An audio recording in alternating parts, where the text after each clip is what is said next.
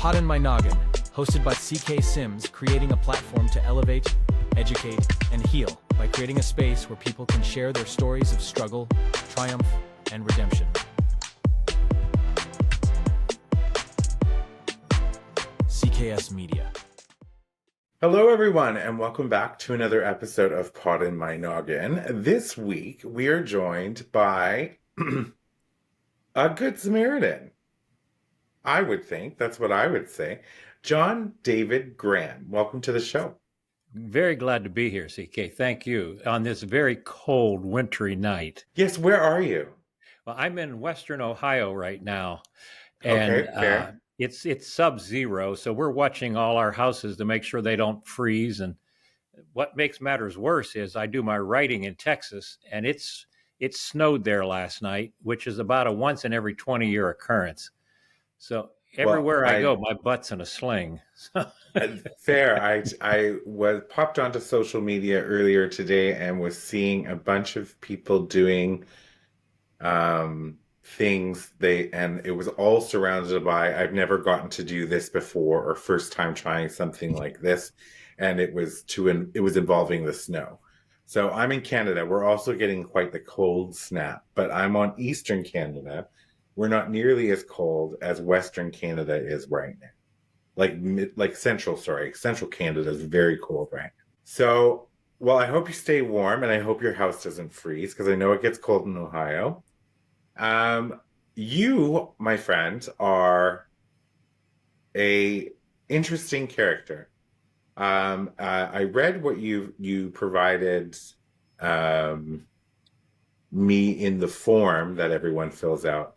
And I thought to myself, I had to read it a couple times. So typically what happens with it, when someone comes on my show, through the platform that we use, either it seems like they're a good fit or they're not a good fit. Perfect. I make that decision based on either what you say in your profile or what you say in your message.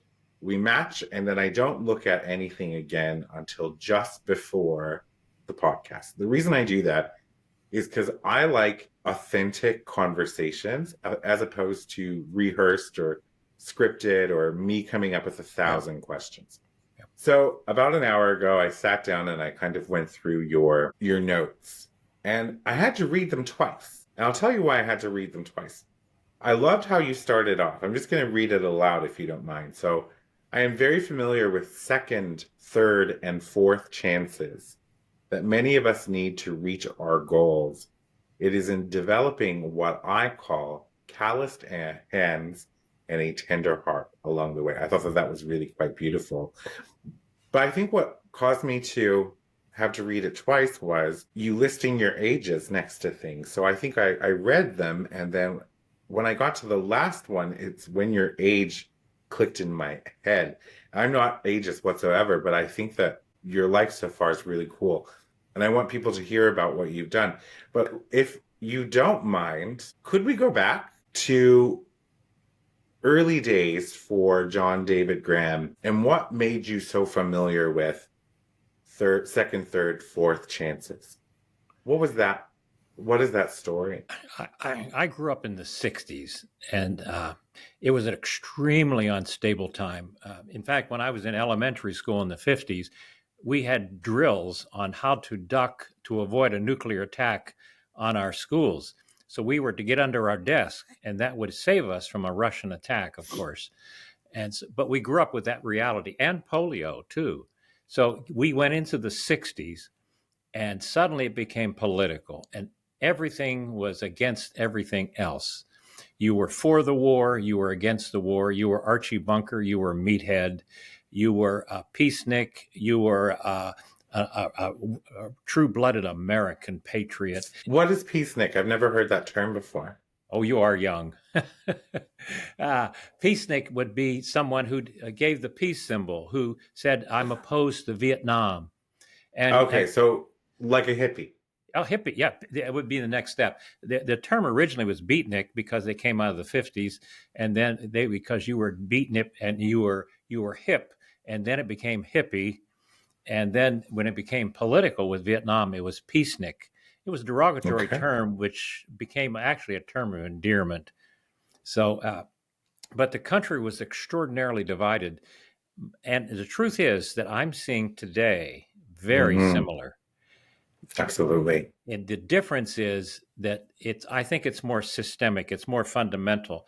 We're looking at the foundations uh, of our thought process. The foundations of our faith are in question. The foundations of our political system is in question. In 68, we disagreed on the expression. We disagreed on the direction. Today, I think we disagree on the very definition. And Hmm. that to me is much more concerning.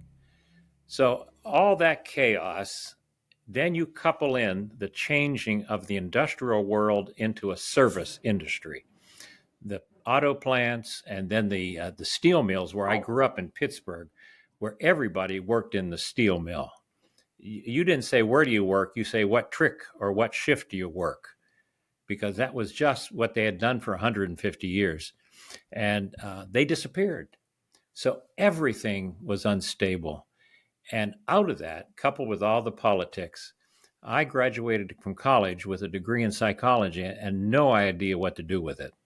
So that's where you saw that detoured career, where I was a children's home counselor, I was a truck driver, I was a fireman, I was a building contractor, I was a journalist, and I was even a minister at one point, thinking that I could make an impact on the community. And the truth was that when you start behind, without the family, without the emotional or the structure that is needed for stability, that most of life is just going to work, just showing up every day and doing your daily job. And so I was always looking for the rainbow, always looking for something better. And at one point before I met my wife, I was even homeless. I gave up jobs that other people would have died to have, but I wasn't satisfied because probably, I don't want to say spiritual, but it was an internal issue. And being homeless, even though it was a short time, and it was by my own choices, my own flaws, and the current economics, it left an indelible mark because I know what it's like to look at the sky and say, if it rains, where will I sleep tonight? And Hmm. I was living in my truck when they repossessed it. So you can imagine.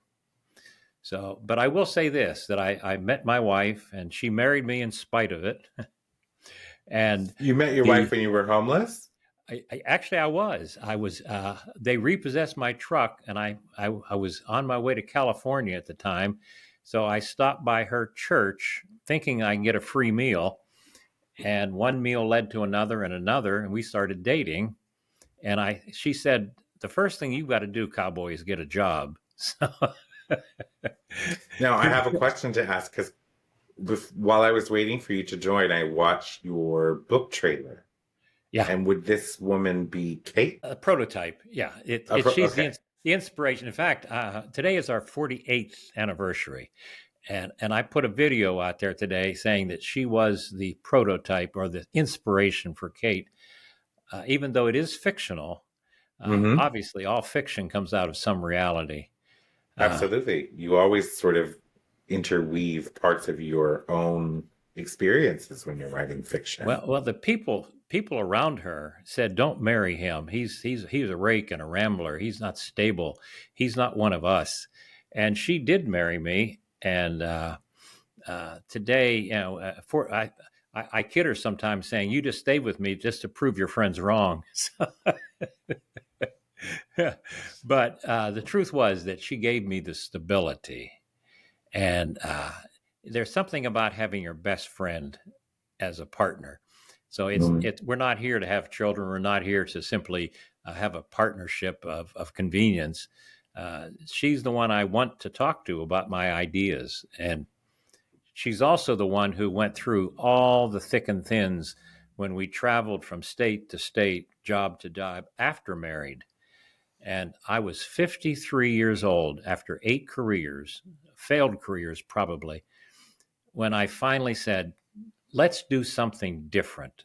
Let's help people like us who are struggling more than us. So we bought the oldest, cheapest house in town, fixed it up, and used it as a homeless shelter and started Good Samaritan Home. and And everything that's changed. amazing, right? So like I think that that's amazing. If you go to John's website, which is johndavidgraham.com, you can see a picture of the house in its initial state and then see a picture of the house now, Yeah.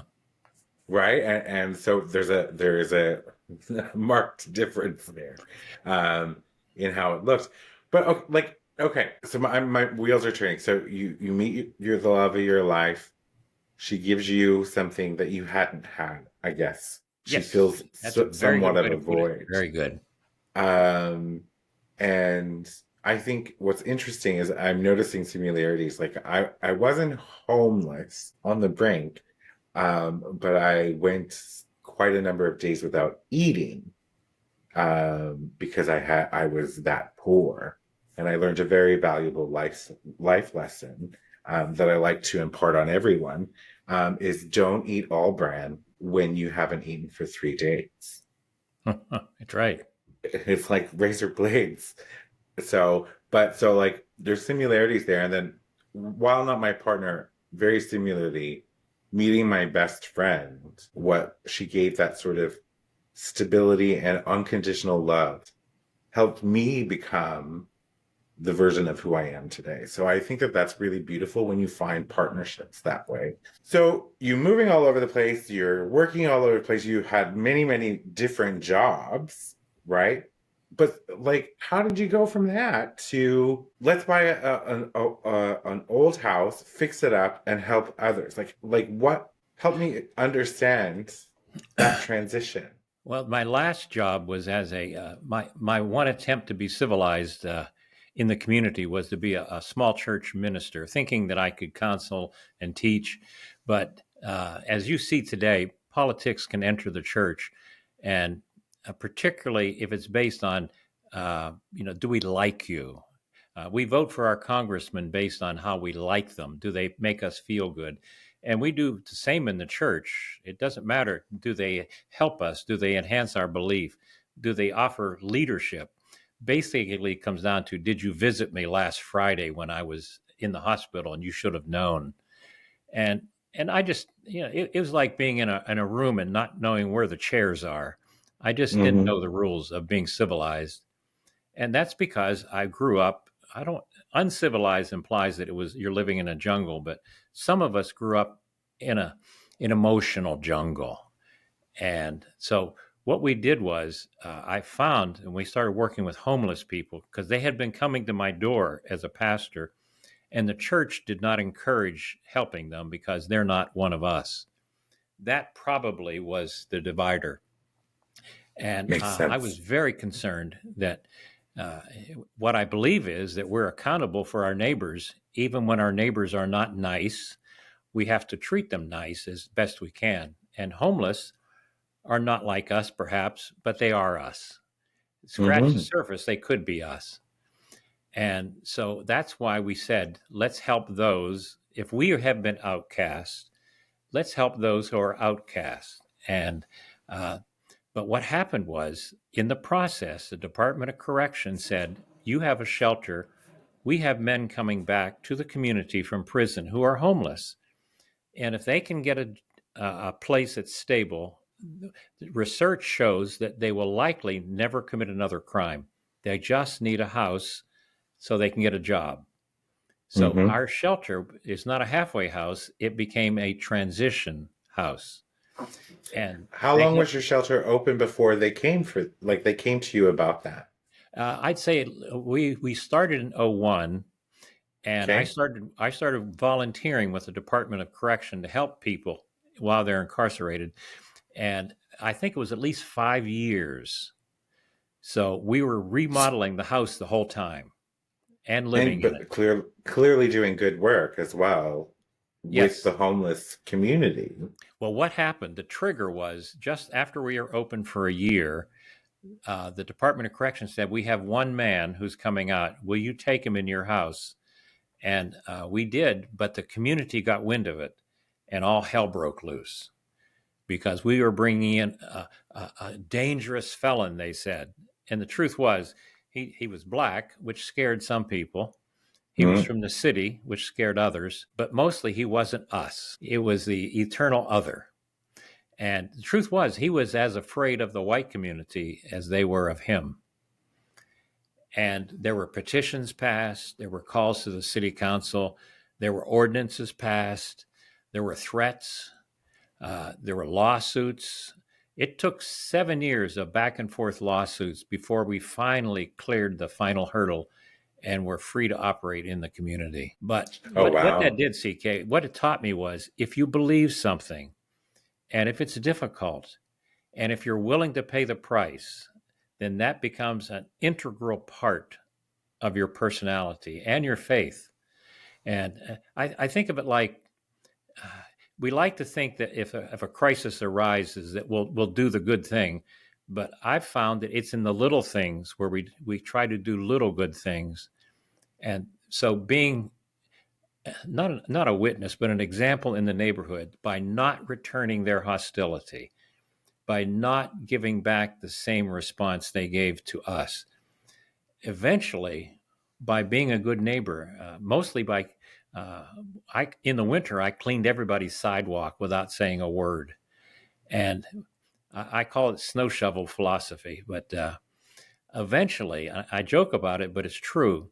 Those same people who waved at us with one finger now use all their fingers. So Love this. I love this.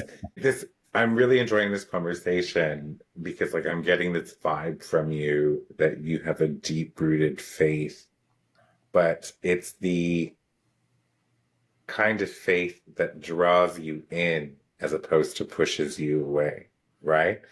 And so I've absolutely. talked about this on my podcast before. We have Christians who weaponize Christ, and they're very loud, and they are running the U.S. right now. But then we have true Christians, which I have met in an abundance. They're not so loud, and they're like you. They're the small acts and the kindness. And I remember, I think a couple months back, just saying the real Christians need to get up and get out there. They don't need to speak. They need to act because actions speak louder than words. And so you being this blight on the community, as you will, because they were not happy that you were doing what you were doing and that you had a black man in your house who was a convicted felon. By you being consistent in your actions, steadfast in your faith, and showing up consistently, you turned those people who were against you into people who were your neighbors. That's powerful. It was not a decision that we simply said, this is what I will do because of my doctrines.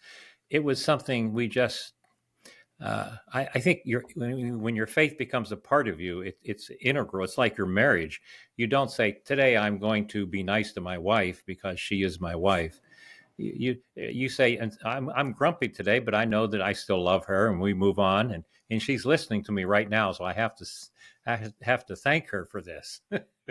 Of course, this is conversation too, and I'm mindful of the time, but there's a conversation I often have with people. I work in consulting, so I work with a lot of different people. And I often tell them that in life, you should always be kind, but know that there is a huge distinction in being nice and in being kind, right? And I don't know if you understand what I'm saying. So I feel like nice is just an action, a Yeah. pleasantry. It's a kiss on the I'm just cheek, gonna be, and then yeah, you exactly. criticize somebody behind their back. Yeah, but whereas kindness is deeply rooted and it moves with you through your decisions and your interactions in life. You can be firm and assertive with an individual, create boundaries. These are all acts of self-kindness that ends up outwards. So I feel like that's very much the same way as I look at the true Christian. And I use air quotes a lot, but it's a part of who you are as a human being and making sure that in everything you do and whatever you interaction you have, you do it through kindness. We're going to take a quick break and we're going to be right back.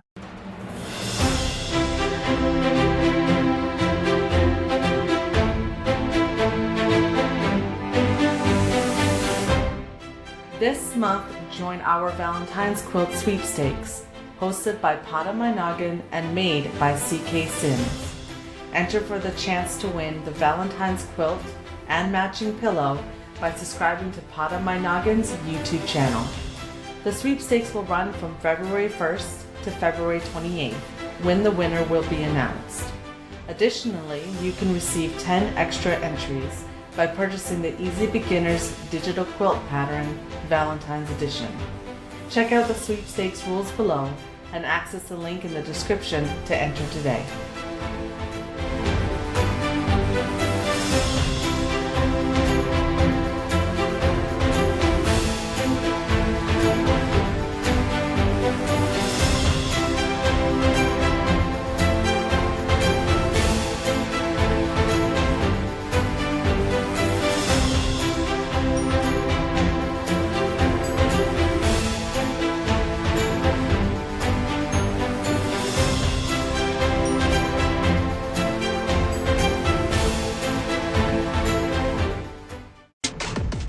Do you have a story of struggle and resilience? One that you want to share with others and possibly help someone through their own struggles? Find the link in the show description and fill out the guest form today.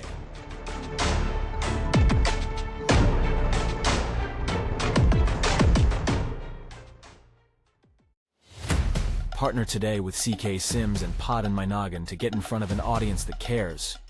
You will be supporting mental health stories, tales of resilience, and uplifting content, aligning your brand with bringing goodness, authenticity, and kindness front and center.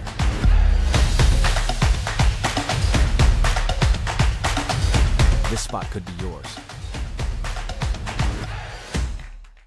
Welcome back, everybody. We are talking to John David Graham, the co-owner, because his wife is listening off to the side somewhere. Hello, wife. He and his wife started the Good Samaritan Home in 2001. Before the break, he was talking about the different stages of his life, meeting his wife, how she was the inspiration for the character Kate in one of his books, and the struggles he faced when they first started this Good Samaritan Home and welcoming in a ex-con, if you will, who was Black in the community, wasn't happy about it. So you went through a lot. So 7 years approximately, you had said, where you finally cleared the last hurdle. And by your actions of the snow clearing philosophy, I think you said, Yeah. You were able to turn those individuals into people who waved with you with all fingers instead of just one, which I love that saying as well. Throughout that 7-year process, right? How long was this first gentleman living with you in this house? Reggie was with us, I'd say less than a year, but Okay. we don't measure return to prison or recidivism rate because normally it takes 3 years. What we do is say, while you're with us, if you abide by our rules, our guidelines, they're not rules really, it's just general housekeeping issues. Good. It's what you do in a dormitory or a boarding house. Be respectful to your housemates. And Reggie, as with all people, he brought in his culture. He brought in his personality, and we had our ups and downs. But the thing was, we respected one another. And he eventually moved out, got a job, moved out into another house, and then got married, and then disappeared. But every once in a while, he'd call me. Well, just 2 months ago, he called me. He said, I'm still out, and I haven't been in any trouble. I've been driving truck, and I'm doing very well. I'm married. I've raised her kids. And he said, I just read your book. So, and that's been 23, 24 years that we're still in touch with Reggie. And that to me it's one of the capstones I look at and say he was our first, and he's still in contact. So And it was not a perfect situation. He wasn't perfect. We were learning. I wasn't perfect. But just like all friendships, particularly when there's a power disparity, because it was our house and he was Mm-hmm. coming in as our guest, and he was black and we were white, and there's a lot of learning that goes with that. Of course. Even learning how people talk to one another. Mm-hmm. Poor people have a different cultural response than, say, middle class white, or we call it the white expectation, white privilege. It's different. I'm learning that everybody comes from a different culture. And sometimes we just need to shut up and just get to know one another. But Listen. you just listen. But I would say, sitting here listening to you retell very well my story, I think what it comes down to, if I could summarize it, is, to me, faith is summarized in the term second chances. Mm. That the best way to share our faith or to tell our faith is to shut up and just give somebody a second chance. Or a And third, or a fourth. absolutely. And the Bible says it in very formal language. I forgive as you are forgiven by God. But sometimes forgiving means simply saying, I don't agree with what you did, but I'll give you another chance. You're welcome. And we do that by letting guys come back who have fallen down or made mistakes. And some people have struggled with us, but yet they come back saying, I need another chance because of their issues or their addictions. And we do it. So essentially, you've created a safe haven for displaced men coming out of prison. And women And now, it's a small and number, women. but yes, yeah. But yes, So yes. that's something worth mentioning. So when you started in 2001, and you finally got over you had the one house, right? And I Yes. do wish everyone that's listening go on and take a look at the house before and the house after. And then now you have 17 houses. Well, actually, when I wrote that original draft, it's 19 houses. 19 houses. Yeah, we keep So growing because the need is so great. and so have you grown outside of you and your wife, or is it still just you and your wife that is doing this work? Do you own these properties? Like that sort of thing. How does that work? How did you scale up? We started off using our own monies for everything. Even though it was a nonprofit corporation, we had a board of directors and an attorney and an accountant. Everything had to be above board, but with still a lot of it was our own money. And we invested. Mm. This house around us, you see here, that's part of the inside of that house. That's all been redone over the years because the house was virtually falling down. And we invested everything we had, and we bought a second house and remodeled it, then bought a third one and remodeled it, because the need was so great that we now have the 19 houses in 3 counties. And on any given day, we have upwards of 80 to 100 men and women and 10 staff. So they do the day to day. Wow. So Yeah, it's so that when I eventually retire or pass on or get thrown to the curb, they'll replace me. So Good Samaritan and its work will continue. so that's a legacy that you have created and are now going to leave behind. I Um, hope, yeah, because I don't want to be a one and done. I would rather see others carry on, and because it's not about me. I just happen to have the vision, but I mhm. want people who can make that vision run every day. Well, you had more than just vision. You had drive. You had a Yeah, partner in crime, right? Because, right, your wife played that role. You started the one house. You had every reason or every good reason to say bail out after a year when you took on your first ex-convict and all of the issues that you faced, and right? So, that's the essence of faith. We're not doing it for a corporation or a board of directors or for a paycheck. We're doing it as an example of our faith.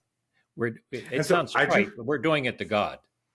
No, and I accept that and I applaud that, right? There you can tell with your story that there is very much an element of not self-service, service, and that it's not you were not out to make, $1 million or anything like that. I don't think you get into this type of business or this type of lifestyle because you're thinking about becoming the biggest you possibly can become, right? This is a life of service that you've taken on. When George Bush started his faith-based initiative back in 2001, a lot of faith groups jumped into it because they saw grant money. And in my area alone, there were 20 similar groups doing similar work. All of them are gone except ours. And I think it's because exactly what you described. They were looking for the dollars, looking for the headlines. They wanted to be the next Martin Luther King or Billy Graham. Yeah. And the truth is, you got to take a broom and be the next janitor. That's how you serve. Absolutely. I think that is absolutely fascinating. So 19, and so you've written this. So as a result of your work, more than 1,000 men and women have been offered a second chance at life through Good Samaritan Home. Well, numbers are actually 2,500 so far. That's so okay. So you got to update your website because currently it says 1,000. Well, So I'm not that's a big surprised. difference. It changes. Things change daily. I would definitely take a look. But I think what happened when I started podcasting, I started to do a hard number search, and Okay. some of the early resumes. But I was amazed when I saw that. It's that's an incredible number of people to have helped in a single lifetime. Well, I like to think people ask, have we seen any transformed lives? And I wouldn't say I've seen any miracles, but what I have seen, people stay out of jail. I've seen Reggie get a job. I saw Walter get a job. That's a miracle, no? Yeah, that's a good way to put it. And maybe on a practical level, there's Jimmy, who was 67 years old when he came to us, freezing in his truck in winter, dying. And he stayed with us for 14 years until eventually he died of cancer in our house. He said this was the only home he ever had. He died when he was 81 years old. He found a family in our house, and he was, on a good day, he was difficult to live with, but I think of him like the beggar at the gate, and if you walk by the beggar, God will hold you accountable for not helping in some way, and so he was literally dying at our gate. So we're 76 years old now, right? You are? yes, 76. So in 4 years, you'll be 80. What does you and your wife think about running for president? That's funny. I think because I regard my soul too sacred to give it up. Fair. That's totally fair. Because you know what? I would love to. Here's the thing. I am, I guess, an oxymoron in many people's minds. I'm a gay Christian. I grew up in the church. Both my parents are pastors. I love God. I live to be like Jesus. I am gay. I didn't choose this. This is who I am. This is my walk with Christ. I'll find out Judgment Day what his final say is, right? Very good answer. I love I love Christianity in its purest form, where you are like, to live like Jesus lived. You helped your neighbor. You stood up for your neighbor, you talk to the poor, the sinners, all of those things. He lived a life of service. We have these Christians who are weaponizing Christ, who are into politics, who are trying to strip people of their rights and all of those things. And I don't see Jesus in them. Yeah. I don't see Jesus in them. I see man only. I would love for someone to be in the White House, in Parliament Hill in Canada, who was a Christian who lived to be like Jesus and understood that through acts of service and kindness as a nation and as neighboring nations, we could heal. We could do so much good for everybody if we came together in that way. I don't want to end this. I've loved this conversation so far. I really want to touch base. So first off, I only thought you wrote one book, but then I realized by going through your website that you wrote an academic book as well. So Right. Citizen Cycle, a mentoring model for rehabilitating ex-offenders in Drake County, Ohio. So like you must have some pretty incredible stories, I would imagine, from the last 24, 25 years doing this work. Um, and I like how you said you haven't seen miracles, but you've seen people not go back to jail. To me, I feel that that's a miracle, right? I Yeah. think the miracle in itself was you and your wife meeting, building a life together, and then deciding to take on service. So there's your miracle. You bought that old house, right? That needed a lot of work. You built that together, and then you built a safe space that you kept multiplying over the years. The miracle is the work that you've done, right? Those men needed a place to go. So the question wasn't, were they going to go? They're going to go because it's a place, it's warm food, it's all of those things. You holding that space, you having that home and multiple homes, I think that's what the miracle was for everybody in that process, is that they had, I've lost his name, but the one who lived with you until he passed away. Oh, Jimmy. Jimmy, yeah. Yeah. Like that's a miracle to me. You created something for so many people who would have otherwise been discarded and lost, and gave them something that they could belong to or that they could find refuge in. And Reggie, the first one, still reaching out to you after 24 years to tell you that he read his book. If you hadn't impacted his life, he wouldn't do that, right? And I'm not blowing smoke at this moment. I feel like sometimes, you just have to call a spade, right? What you guys have done in this short period of time has been a miracle. I think in your own way, you've actually pulled away all the peripheral issues and gotten to the core of Christianity, what it's intended to be. And it's going to the least of these that no one else will help. And you help them in the name of God with the actions of God. And then the rest, you just let God work out the details. Mm-hmm. You don't have to give them your doctrines because your hands and feet will speak your doctrines louder than your lips. Love that. I love that. And that is the lesson, right? That is the overarching lesson always, is your actions speak louder than words. And we don't need to tell people what to do. We can show people what to do. And you mentioned sexual identity. I attend church in Texas, downtown in the old San Fernando Cathedral, and it's 300 years old, and it's all in Spanish. And I don't speak Spanish. I pick up words, but I can feel the service. I feel like I'm in God's presence. But three of my good friends there are gay men. And in the Catholic Church, that's a struggle for them. Mm-hmm. But we have found ourselves on common ground because we all come to worship the same God. And we don't get into our differences or whatever they may be on anything. We simply say, we're here for the same purpose. And I just ran into Oscar just a while ago. He lost his partner of 48 years just last fall. And that was a very sad moment for him and for me because I knew his partner. And I think that's where God was. God was feeling Oscar's pain. Well, and it's one of those things. It took me many years to come to a point where I could say do both. I could be both at peace. Because for 35 years, I was not at peace, right? Religious dogma and nuclear family belief systems, all of that sort of hardwired in your brain. It took a long time. It was my sister who helped me find that peace, by the way. But yes, I love to meet people who love Jesus and don't judge others. It's so simple, but so hard for people to grasp.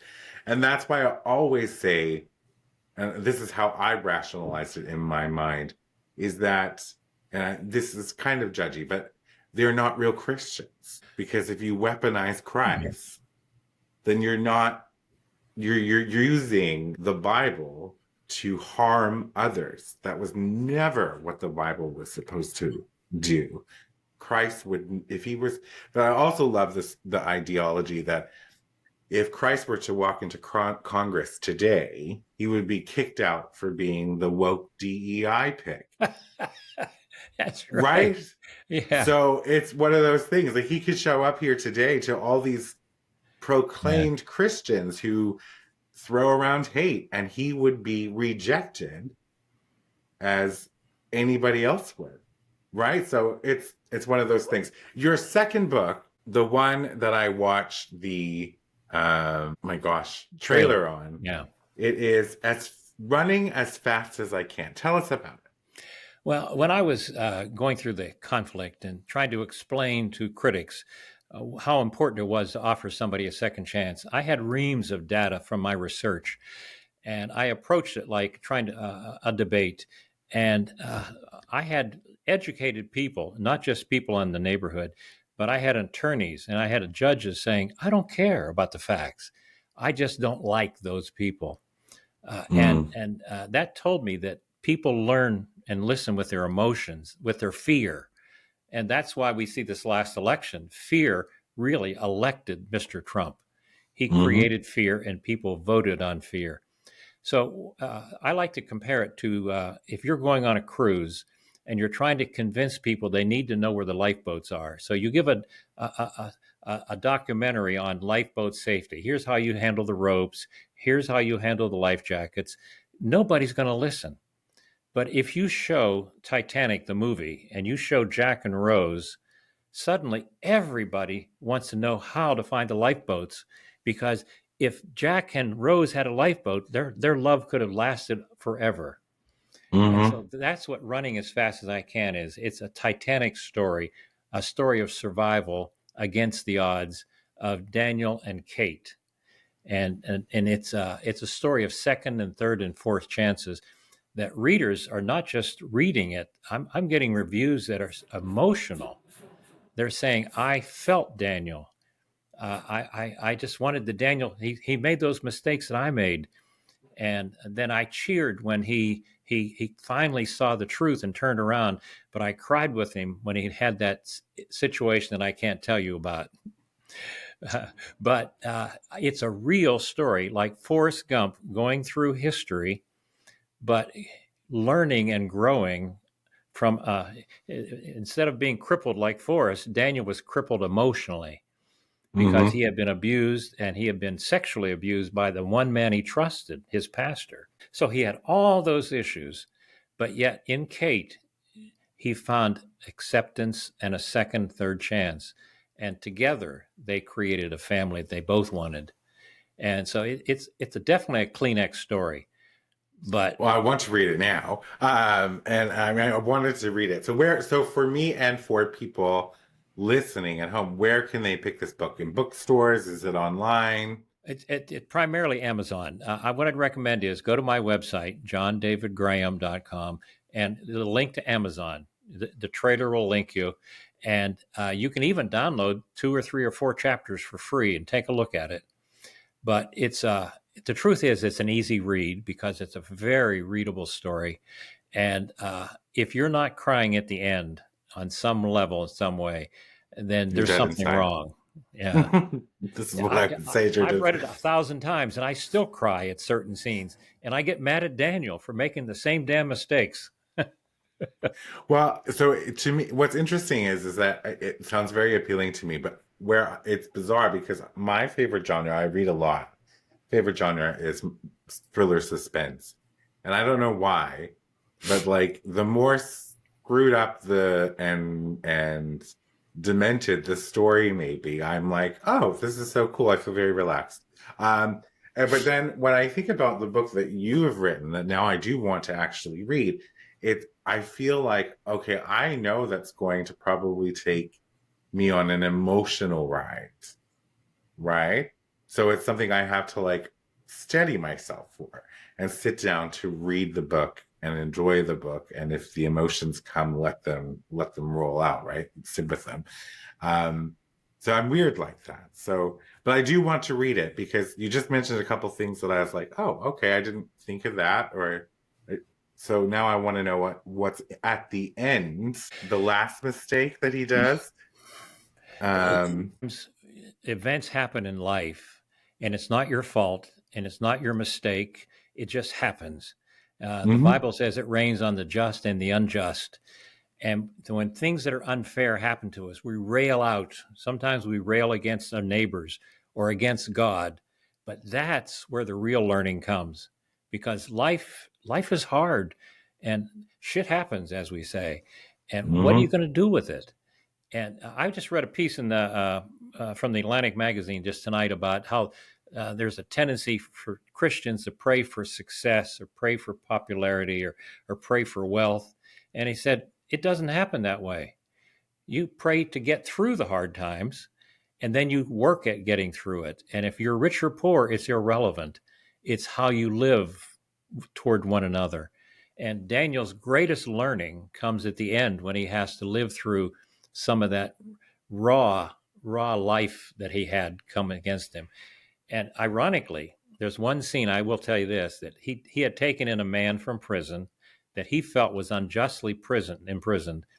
And at one point, this black man who had a fourth grade education, and Daniel by this time had a doctorate in theology, and Daniel says that Charles has no education. He's been in prison almost all of his life. I have 3 degrees, but he knows more about forgiveness than I know. He's become my teacher. And I there love that. we see that the whole thing of life is that by our students we are taught. Of course. Yeah. I remember actually, I was very young and babysitting in my small town in Newfoundland where I lived. And this man told me, I babysit his and his wife's kids. And I was cleaning up. And I don't know why, but because I would never do it now, but I didn't put the cutlery in the sink first, right? Apparently that's a thing, right? Or it was a thing. I didn't know. And so this man had told me that you put the cutlery in, and I was one of those kids who were a little bit brazen, if you will, a little bit argumentative, defiant. There's many words that my father would probably use to describe me as a child. And so I was just like, well, no, that's not how I do it. And then he was like, well, the reason you do this is because when you put the cutlery in first and you wash your dishes, at the end, when it's time to clean the cutlery, they've already had an opportunity to soak and get off a lot of the gunk. And so then you clean it and it's a lot easier. And it's interesting because this is such an old memory and I don't know why it came up, but he told me in that moment, you are never too old to learn. And if you get too old to learn, what's the point of life? To be candid, I'm 76. My Mhm. wife is my age. On any given day, she's out patching walls in our houses. She's painting a ceiling. She's fixing trim. She's busier than I've ever been.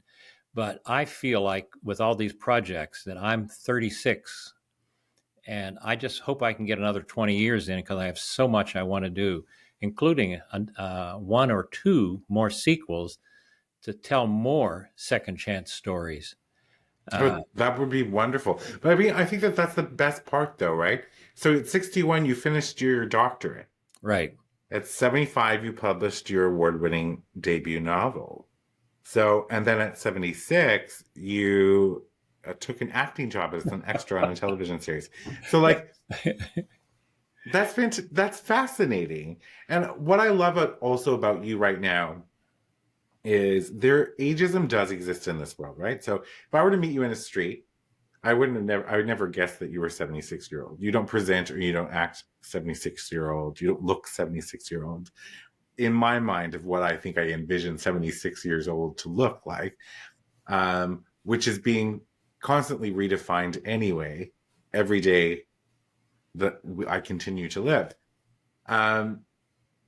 I love that at 76, you still have like so much to do. You're hoping that you have 20 more years at least to fit all of it in.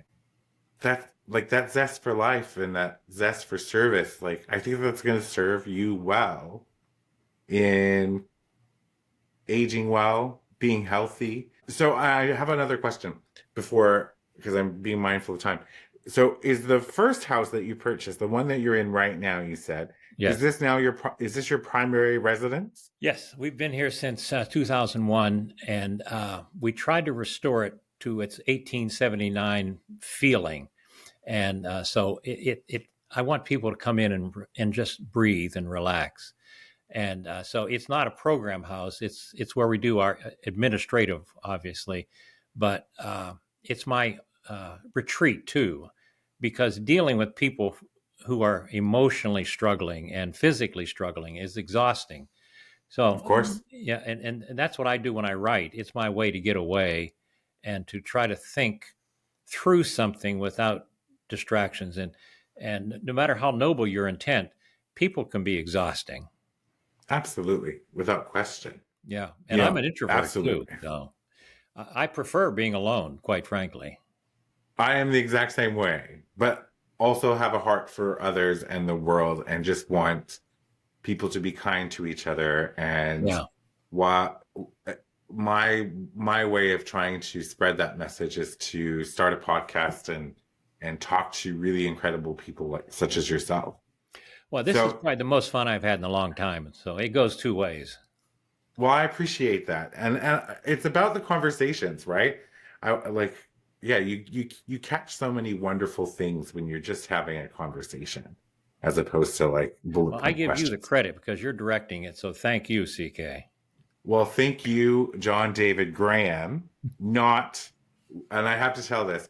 I asked Mr. Graham at the beginning that John David Graham, and he was like, "Well, I'm three names on my book, so people don't mistake me for John Grisham." Grisham, and I thought that that was very, very cute and funny because I can see it. If you remove the David and someone were to just quickly look, I could see that you might make that mistake. I could make more Uh, money if they did, but you could absolutely. But anyway, I want everyone to head on over to John David Graham, spelled exactly as it sounds. Graham used to always confuse me when I was younger, so it's GRAHAN.com. You can check out the house we've been talking about, his academic book. You can read newspaper columns where he's been featured, see a list of podcasts that he's been on. And then if you bookmark his website and keep checking back, you might actually see a sequel to Running as Fast as I Can, or a sequel or another book about second chances, which is the main takeaway here. if I may, I want to, it's premature, but I want to share a little secret if I can. What I'm Okay. thinking about is meeting with inmates in the prison, people who have been in prison for a life or long time, and ask them to write a short story, which I will help them teach them how to write short stories through an extended training period in prison. But I would like to have them write an anthology of short stories focused in on what person or event changed your life forever. And the title of the book is A Broken Winged Bird Can't Fly. Now that's a draft, but that's what I'm thinking. You'll be getting stories. It would be writing from the inside. I wouldn't be the Mm. writer. I would be the editor. But Mm-hmm. my goal is to give voice to people who have no voice, but not to voice their grievances, but maybe to voice their feelings, to voice their emotions, maybe their aspirations. Now, if that works out, I think it could be very good. And if it doesn't work out, at least I've tried. Well, it sounds that could potentially be very poignant to read, right? So, I think people will have to have open minds and open hearts when it comes to that sort of thing. I immediately would be compelled to read it because I'm not fascinated because I don't want to sort of sensationalize people going to prison, but to be imprisoned, and to live for very long periods of time confined that way. I often wonder how the human mind and the heart copes with that confinement and what internal sacrifices or compartmentalization has to take place, whether it's known or unknown, conscious or subconscious. Like those are the things that fascinate me. And I would be very interested. I've always been very interested in talking to people who have done things in life and have ended in ended up in prison, and similarly finding out how do they feel now versus how do they feel then. In the book Running, Charles Vickers became a teacher to Daniel about forgiveness, but we centered a great deal on his prison time, his 20 years, and it was modeled on Mansfield Reformatory in Ohio, which was where Shawshank Redemption was filmed. And so we talked about being in a cage among 1,200 men in a screaming, hot and cold, depending on the season, hellhole. And Yeah. what's it like to be there for 20 years of your life? And yet Charles was the model of forgiveness, because he said I had to learn to forgive or die. And I would take that Wow. hatred I would feel would come with me, even if they freed me from prison. I had to let go of my hate. And so I'm hoping that we can get some real stories that come out of that. Now, again, it will be fiction. I don't want people just blaming the system or blaming somebody. I'd like to see some real literary work come out of it. Of course, and give them the opportunity to achieve something that they may not otherwise have the opportunity to ever do. Absolutely, because I think what I'm learning through all our residents is what they really want is to be heard. They want somebody to listen to them. And sometimes the best thing I ever do is just sit and say, tell me about your family or tell me about your kids, and just let them talk. And then they think I've given them great answers, and I haven't. Well, and it's really interesting how you just brought our whole podcast conversation completely full circle. Because at the beginning of this conversation, we established that one of your greatest lessons was to learn to listen. Yeah. Right? Yep. And that is one of our greatest tools in humanity to help anybody, is to just listen. Let them talk. Let them tell their stories. I had a pastor come to me when I desperately needed support. And he said, do you ask the residents if they're saved? And I said, I only ask them if they're hungry. And he said, well, I can't support you then. And I never forgot that. Yeah, see, there's conditions at church, and there's so many anecdotes about that as well, right? Like, you go to church and they turn around and they give you looks because you don't belong there. You're outside, you're all those things. Yeah, you go to NA or AA and you're welcomed with open arms, right? So AA and church, you would think that you would have a more welcoming, wholesome experience in church. It's what you're led to believe, but it's not how it happens often. And yeah, that particular pastor, how wrong was he? But then the Lord must have been looking out for you, because you've been able to help so many people without him. Well, the good news is I put that story in the book, and so I got back at him. Good. I like that.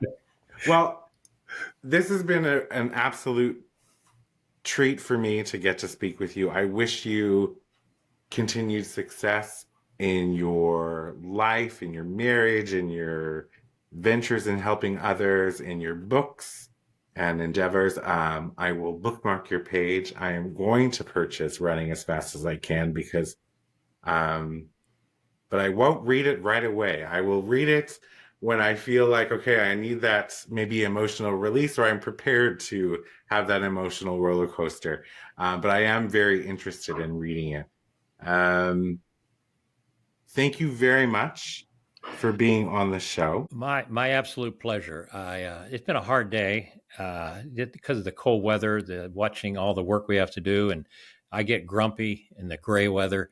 But tonight I feel renewed and I feel 69 instead of 76. So thank you. Well, perfect. Great. That's wonderful.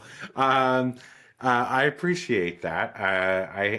I love connections. I love to make connections with people, not in the networking sort of frame of mind, but more in we're just two people. There's nothing more to it than that. We're two people with two lives, with two stories, connecting and having a conversation. So I'm happy that you had that experience. I have also had an equal experience. I feel inspired and I feel a little lighter than I did when I started this particular podcast this evening. So I appreciate that.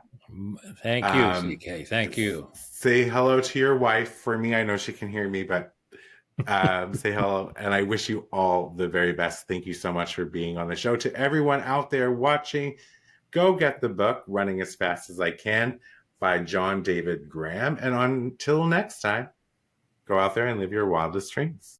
For media and sponsorship inquiries, email info@cksims.com or visit cksims.com and fill out the contact form.